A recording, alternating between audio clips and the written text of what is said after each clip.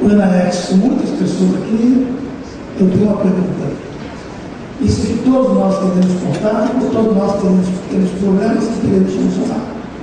Embora a função do Enaex seja exatamente solucionar problemas, ou pelo menos encaminhar para buscar soluções para problemas, eu acho que a vontade de exportar hoje é muito maior do que os problemas que nós temos hoje.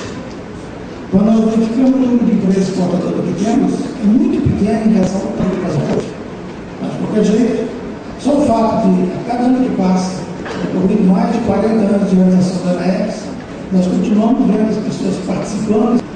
Em 2013, talvez pela primeira vez desde o ano 2000, o Brasil deve apresentar um déficit comercial. É um déficit comercial que eu chamo de déficit comercial conjuntural, não é estrutural. E é um déficit comercial que decorre mais de fatores internos do que de fatores externos. Então, eu acredito que, na verdade, em 2013, se realmente esse déficit se confirmar, nós vamos ter um alto déficit, que é um déficit que nós mesmos provocamos. Em 2013, nós estamos verificando queda na cotação de commodities, não queda nas quantidades, o que significa que o mundo, pelo menos, continua comprando a mesma quantidade de commodities, seja commodities alimentícias, minerais, apenas os preços caíram, dos males o menor. Se nós tivéssemos o inverso, tivéssemos uma queda de quantidade, certamente estaria havendo uma queda mais forte de preço. Então, para o Brasil, dos males é menor. Uma burocracia muito grande, uma burocracia asfixiante que nós temos que reduzir, um sistema tributário que é arcaico e é complexo, que faz com que indiretamente nós exportemos tributos e indiretamente nós somos estimulados a exportar um produto em matéria-prima, em detrimento de exportados para fora do manufaturado, e as leis trabalhistas, que hoje, para os padrões atuais do mundo, são obsoletas e animais são muito caras.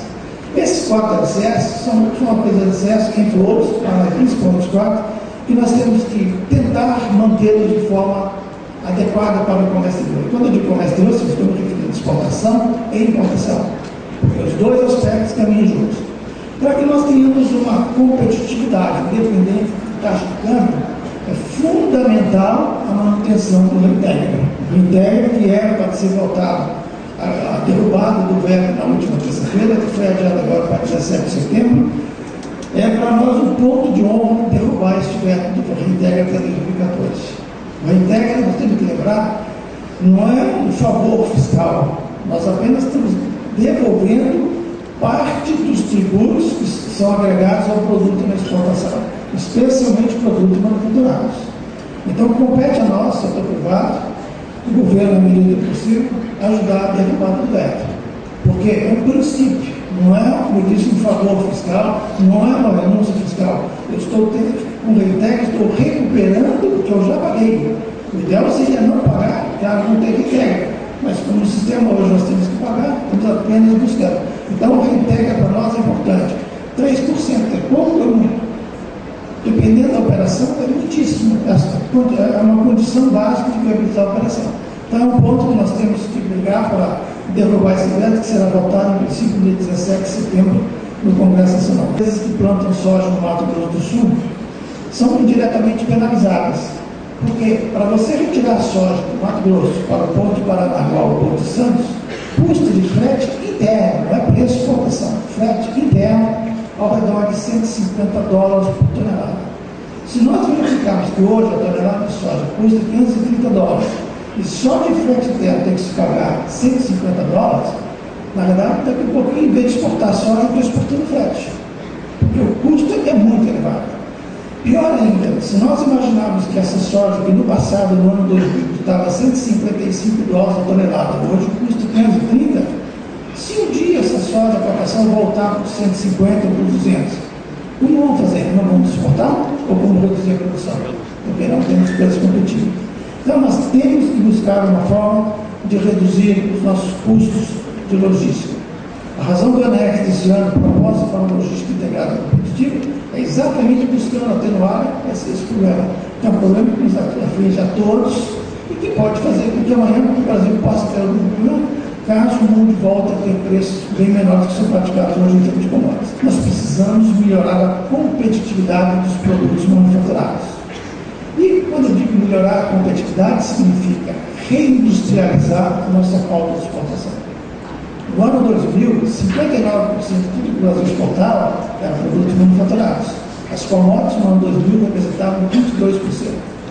Em 2012 e 2013, dos 59% de manufaturados em 2000, hoje caiu para 37%. E as commodities de 22% passaram a ser 47%. Então nós precisamos reindustrializar a pauta de exportação. O Brasil é uma locomotiva na exportação de commodities, mas nós somos uma Maria Fumaça quando se trata de exportação de produtos manufaturados. Então nós temos que transformar essa locomotiva nas commodities e a Maria Fumaça no manufaturado num trem de alta velocidade, sem adiamentos, tá? Porque isso é para hoje. Precisamos claramente viabilizar, mudar esse nosso cenário hoje, porque, como eu mencionei anteriormente, dos 15 maiores países exportadores, 13 são exportadores de produtos manufaturados. Se nós temos um parque fabril também no mercado interno, nós temos que ter uma participação maior na exportação de manufaturados.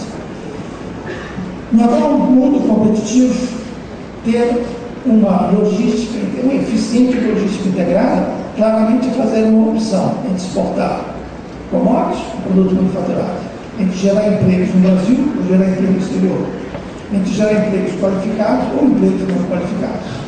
Eu sempre digo também, infelizmente, um lamento, que quando a China compra as nossas matérias-primas, ela transforma tudo aquilo em produto manufaturado. E a maioria das vezes são vendidos para nós mesmos. Ou, quando não são vendidos para nós, eles vão concorrer com o produto brasileiro no terceiro mercado. Então, na verdade, é como se nós estivéssemos, entre aspas, ajudando o nosso inimigo a crescer.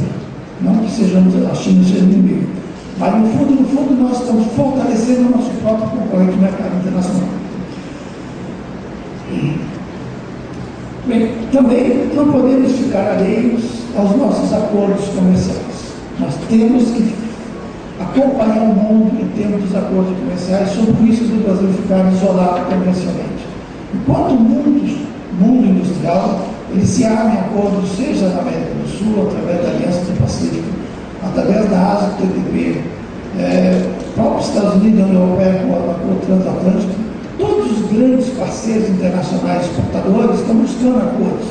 Isso faz com que, entre eles, isso cria uma liberação tarifária, facilidades comerciais. Enquanto nós que estamos presos no Mercosul, nós temos que também nos livrar dessa nossa armadilha que nós próprios criamos, que passamos a participar dos acordos internacionais. É uma forma que nós temos de abrir mercados. Quando eu disse hoje que nós temos que acesso ao mercado é fundamental, mas antes precisamos criar a nossa estrutura interna, uma delas é exatamente que nós temos que soltar as nossas amarras de forma que possamos concorrer em igualdade de condições no mercado internacional. Hoje nós vemos o mundo caminhando e nós caminhando de forma bem vagarosa. Então precisamos, nos acordos internacionais, buscar claramente. E além disso, nós não podemos ficar fora das cadeias produtivas hoje globalizadas. O Brasil está vendo e está ficando a reboque das inovações tecnológicas. Nós temos que participar ativamente das cadeias produtivas. Eu acho, o próprio Mercosul, quando foi criado, um dos objetivos era a integração de cadeias produtivas. Ou seja, na época que o Mercosul foi criado, já se pensava longe, o mundo ia acabar caminhando para as cadeias produtivas. A todos vocês, um bom dia. Eu gostaria de dizer que é uma grande honra participar de mais essa edição do Encontro Nacional de Comércio Exterior, ENAEX, na companhia dessas autoridades e tantos profissionais de prestígio nessa área. Gostaria de parabenizar a AEB pela organização de mais uma edição do encontro, mas, sobretudo, parabenizar pela escolha do tema, ou pela escolha dos temas, onde está inserida a logística integrada e competitiva para o comércio exterior. Acreditamos que construir uma rede eficaz de transporte intermodal é fundamental para acelerar as trocas entre o Brasil e o mundo e para a competitividade da nossa economia. Senhoras e senhores, é sabido que os problemas de competitividade da indústria brasileira nos últimos anos afetaram negativamente os fluxos de comércio do país. Nossas exportações passaram a ser dominadas por bens cuja receita está sujeita à volatilidade de preços ao passo que as importações sobre o consumo aparente cresceram de forma muito acelerada. Como resultado, os produtos manufaturados perderam importância da pauta exportadora e o Brasil tem representado uma fatia cada vez mais reduzida das exportações mundiais de bens industrializados.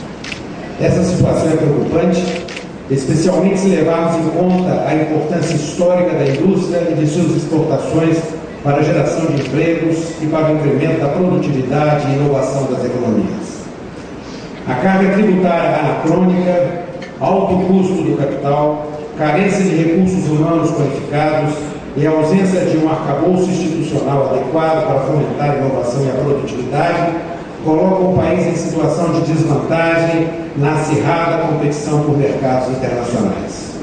No quesito infraestrutura logística, tema de atenção especial para esse evento, rankings internacionais classificam o Brasil em um patamar muito abaixo da média dos países em mesmo estágio de desenvolvimento.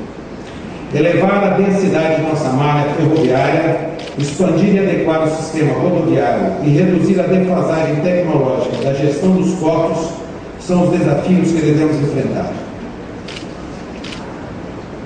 Nesse sentido, ações importantes foram realizadas no último ano pelo governo. A principal delas foi a promulgação da Lei dos Portos, que amplia a concorrência no setor e tem um grande potencial de reduzir os custos de exportação, expandir os investimentos privados, que podem chegar a 57 bilhões até 2017, e criar mais de 320 mil empregos. A CNI tem trabalhado também com afinco, em parceria com o governo, para promover mudanças no cenário global de competitividade do país.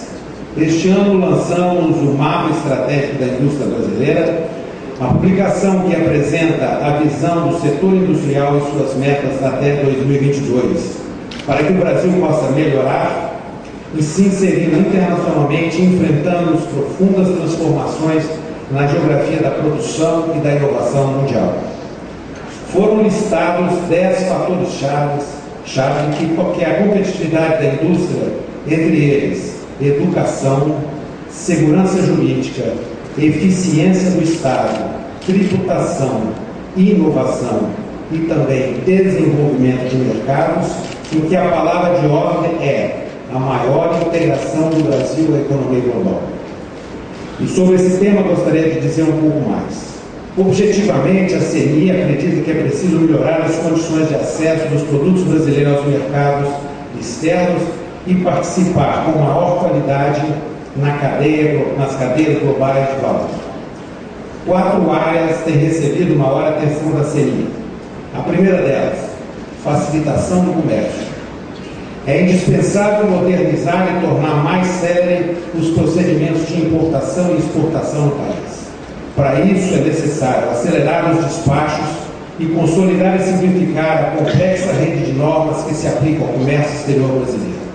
Além disso, a indústria acredita que a agenda de facilitação do comércio em discussão na OMC pode criar um arcabouço importante nessa área, com regras previsíveis e aplicáveis multilateralmente.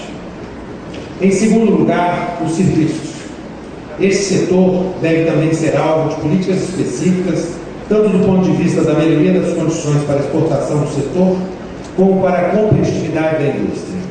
Hoje, os serviços já representam o maior custo na agregação de valor da produção industrial e das exportações do Brasil. Devemos trabalhar também para ampliar a rede de acordos comerciais do Brasil. Isso demanda um posicionamento mais ativo do país em negociações bilaterais.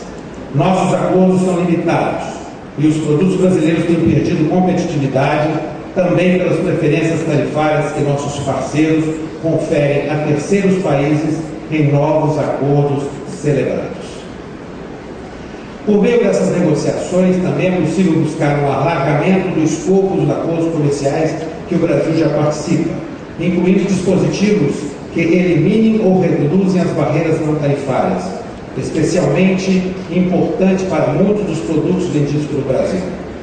Por fim, é fundamental coordenar a agenda de fomento aos investimentos das empresas brasileiras no exterior, O processo de inserção internacional deve ser acompanhado de uma estratégia objetiva de apoio e facilitação aos investimentos das empresas brasileiras no exterior. Empresas internacionalizadas exportam mais, conseguem acessar com maior facilidade e têm à sua disposição uma maior gama de opções para financiamento e acesso à inovação e desenvolvimento tecnológico. A CNI entende que o modelo tributário brasileiro precisa ser adequado para fomentar estes investimentos fora do Brasil e que as linhas de financiamento destinadas a esse processo possam ser mais utilizadas por pequenas e médias empresas. A despeito de todas as dificuldades, a indústria nacional ainda reúne condições para se readaptar. Em um esforço de décadas, o Brasil consolidou uma base industrial bastante diversificada, hoje fabricando do aço ao computador. Esse ativo precisa ser complementado com uma maior exposição internacional. Precisamos nos aprimorar e nos globalizar, com ações que possam aprimorar os ambientes político, público e privado para o salto da competitividade do Brasil. Não há dúvidas de que, se trabalharmos os nossos problemas internos em paralelo a uma maior inserção internacional, a produtividade e a competitividade da indústria brasileira voltarão a ser tema da conversa de hoje, política de comércio exterior. Eu pretendo aqui compartilhar um pouquinho, na verdade, um conjunto de políticas e ações do MIDIC e do governo federal sobre o comércio exterior. É importante contextualizar esse conjunto de medidas no começo do governo Dilma Rousseff. Os senhores se lembrarão que vivíamos e ainda vivemos um contexto de crise internacional, um momento, no começo do governo, de um câmbio bastante desfavorável, baixa demanda mundial, combinada com uma demanda aquecida no Brasil, que fizeram com que o Brasil se tornasse um alvo preferencial de exportações de terceiros países. E com esse movimento em relação ao Brasil, houve também um aumento de importações desleais e ilegais para o nosso país. Isso é muito importante para dizer que foi natural, então, que o primeiro pilar da política de comércio exterior no Brasil a ser reforçado fosse, então, o pilar da defesa comercial. Esse pilar foi reforçado por todos esses motivos e também pela própria demanda do setor privado, que nos cobrou ações nesse sentido. E aqui, nessa seara, eu tenho a alegria de dizer que as notícias realmente são excelentes. Nós reestruturamos o marco legal brasileiro, modernizamos a legislação brasileira. O decreto 8.058 de 2013 traz um novo regulamento para as investigações antidumping no país. E esse decreto entra em vigor agora no dia 1º de outubro. E basicamente com esse decreto que nós conseguiremos uma redução muito importante no prazo das investigações, que passarão em média de um prazo de 15 meses para o prazo de 10 meses. Além disso, e talvez mais importante ainda, com o novo regulamento nós possibilitaremos que as determinações preliminares sejam feitas num prazo também muito curto, um prazo de 120 dias. E a partir das determinações preliminares, como os senhores sabem, há a possibilidade de aplicação de direitos provisórios. Esse é um ganho, é uma conquista e algo que, como eu me referi há pouco, muito em breve estará sendo aplicado pelo Ministério do Desenvolvimento. Esse esforço de modernização da legislação vem acompanhado por um reforço da nossa equipe. Nós fizemos um concurso público para 157 novos analistas de comércio exterior, carreira, aliás, da qual eu tenho muito orgulho de fazer parte, e grande parte desses novos colegas foram alocados, então, no Departamento de Defesa Comercial e já estão trabalhando, na verdade, com esse tema. Além do reforço da equipe, nós também criamos novos instrumentos de defesa. E eu destacaria aqui, são vários instrumentos, mas eu destacaria aqui as investigações de falsa declaração de origem, uma novidade no sentido de se evitar a burla da aplicação do direito antidumping. Isso também é uma vitória importante que já gerou resultados concretos desde o seu primeiro ano de vigência, logo em 2011. E também mencionaria aqui um trabalho conjunto com a Receita Federal, um grupo de inteligência montado em SESEX e Receita, para também investigar e combater operações ilegais fraudulentas de comércio exterior. Então, como eu dizia, realmente esse pilar da defesa comercial foi realmente reforçado. Os esforços não param aqui. Muitíssimo em breve nós anunciaremos o Decon Digital.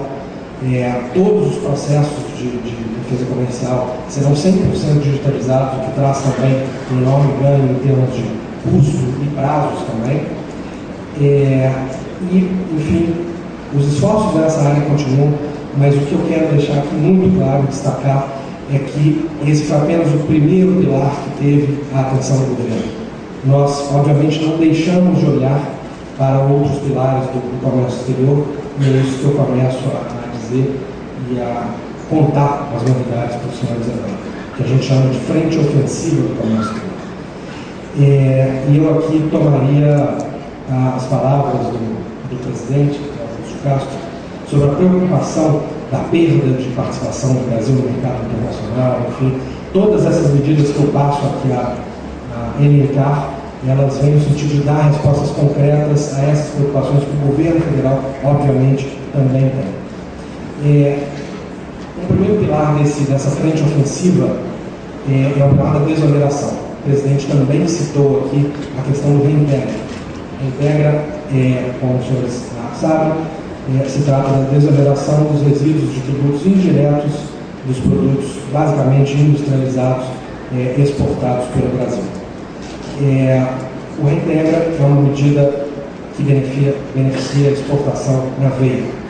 É uma medida importantíssima, com efeitos comprovadamente importantes para as exportações brasileiras.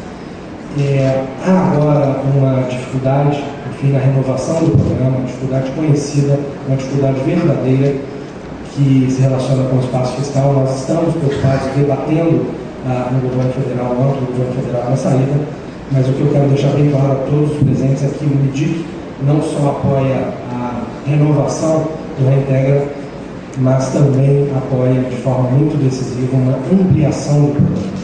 Para isso nós temos que debater o programa com maturidade, enfim, é um problema difícil, mas nós acreditamos que sim, é possível que haja uma solução feliz para as exportações brasileiras.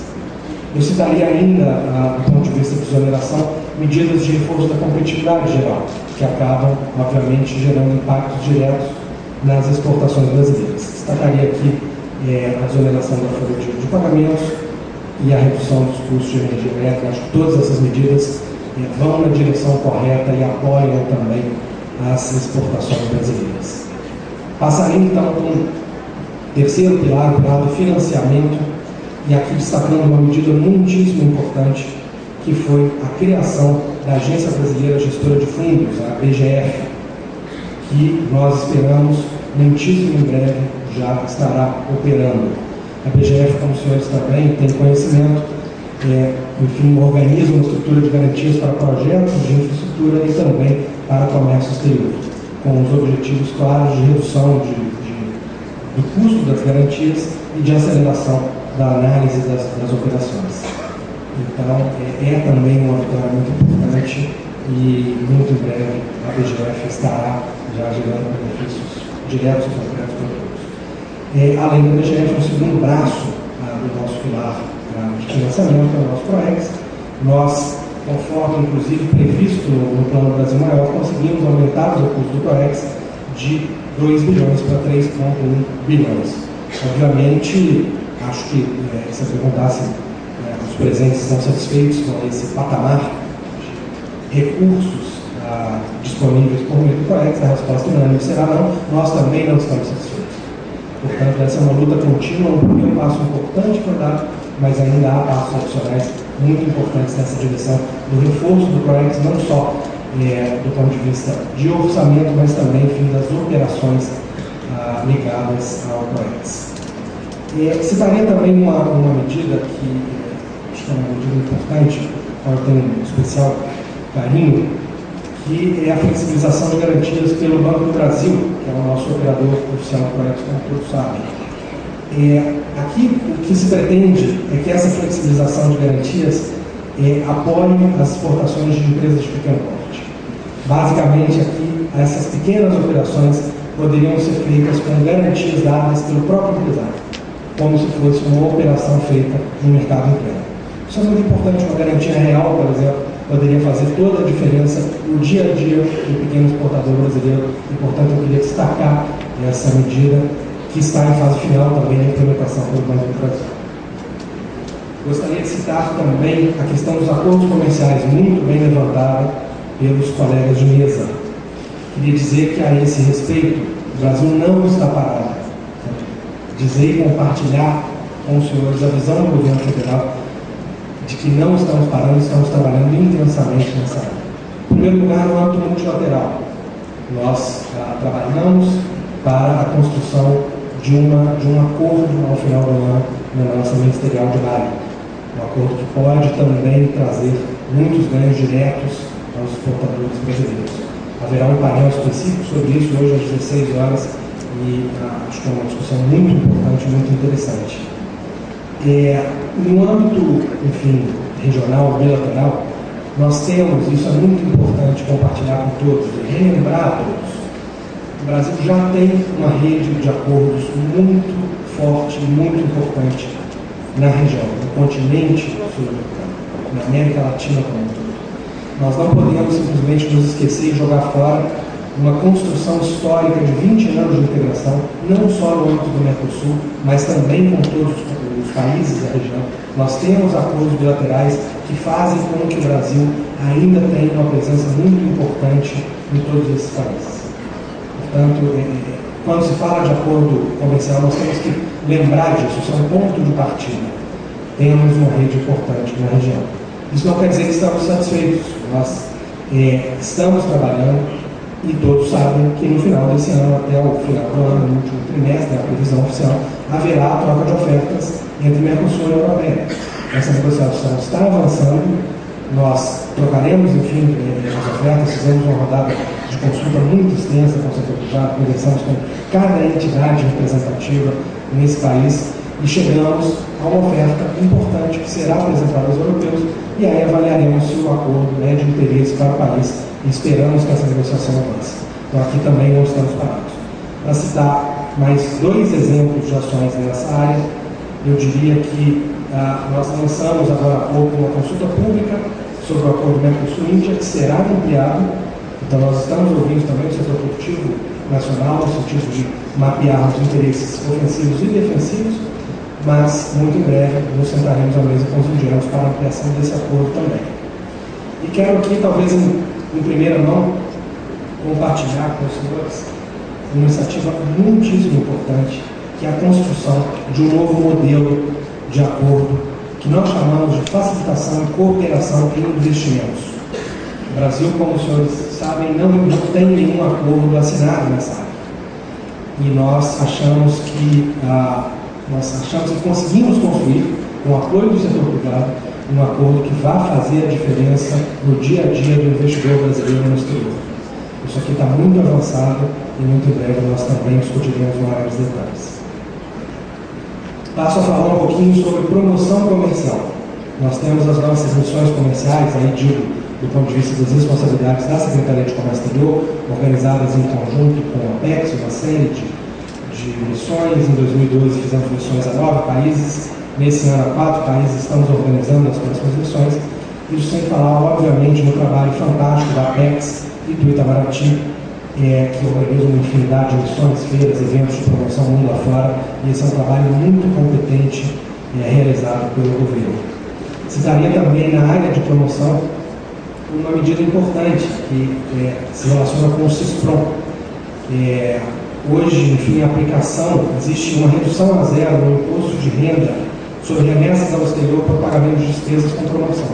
Isso não é uma medida nova, mas a novidade relativa em torno dessa medida é a criação de um sistema de registro de informação de promoção que possibilita muita agilidade nesse processo. Portanto, isso também é um ganho muito importante e apenas mais um exemplo de ação em torno do campo promoção comercial. Eu já falei de defesa comercial, desoneração, financiamento, acordos internacionais, promoção comercial. Gostaria de abordar só mais 2 pilares do que nós classificamos como política de comércio exterior, para que possamos então iniciar os debates e o evento propriamente dito. Tem uma iniciativa que nós do Ministério do Desenvolvimento e Indústria e Comércio Exterior tratamos com muito carinho também, que é a difusão da cultura exportadora. Isso é algo que de repente não aparece muito, mas que tem uma validade um efeito incrível no dia a dia do comércio exterior. Nós lançamos em 2012 o Plano Nacional da Cultura Exportadora, que é uma parceria basicamente do governo federal com estados da federação para a construção de mapas estratégicos de comércio exterior e de ações de fortalecimento do comércio exterior. Nós temos hoje uma parceria com 24 estados, com 15 instituições parceiras, e apenas a título de exemplo, cito a BDI, BNDES, CNI, Banco do Brasil, Caixa, Sebrae, Senac, enfim, uma série de parceiros muito importantes que possibilitam ações concretas. Eu dou um exemplo de uma ação. Hoje, aqui, durante o Noex, será realizada uma palestra e também um atendimento aos empresários feito pelo BNDES. Essa foi uma das ações destacadas, decididas pelo Estado do Rio de Janeiro e, portanto, isso mostra o efeito concreto desse Plano Nacional da Cultura Exportadora. Até o final do ano, nós temos programado um total de 590 ações nesses 24 estados da Federação, com o apoio de todos esses parceiros e participação direta de operadores de comércio exterior, e isso faz a diferença no dia a dia para o comércio exterior. E, finalmente, eu passaria a falar um pouquinho sobre logística. Quando se fala em logística, aqui de comércio exterior, nós tratamos, na verdade, de 3 temas diferentes, digamos. Tratamos de infraestrutura logística, e aí, enfim, áreas de transporte, portos, aeroportos, todas essas discussões. Tratamos da questão de logística, de fluxo físico de mercadorias, movimentação, armazenagem, distribuição, e tratamos de uma área que é mais afeta às competências da Secretaria de Comércio Exterior do MDIC, que é o que nós chamamos de logística soft. A esse respeito, e notando também com muita satisfação que o meu colega e parceiro secretário da Receita Federal, Dr. Barreto, fará uma apresentação no dia de amanhã, se não me engano, sobre facilitação de comércio, eu gostaria de destacar o trabalho conjunto entre a SESEX e a Receita Federal para a criação de um sistema de janela única no Brasil. Isso é um tema em debate entre as duas secretarias, com o apoio de, obviamente, todos os elementos do comércio exterior, todos os intervenientes. É um trabalho conjunto, mas é um projeto gestado no âmbito das duas secretarias. Basicamente, você possibilita, por meio de uma única janela, enfim, de um único acesso, que os operadores, alimentos, enfim, façam todas as suas operações, realizem todos os seus procedimentos ligados ao comércio exterior. Isso, obviamente, trará um ganho muito importante em termos de simplificação, redução de custos e agilização de prazos.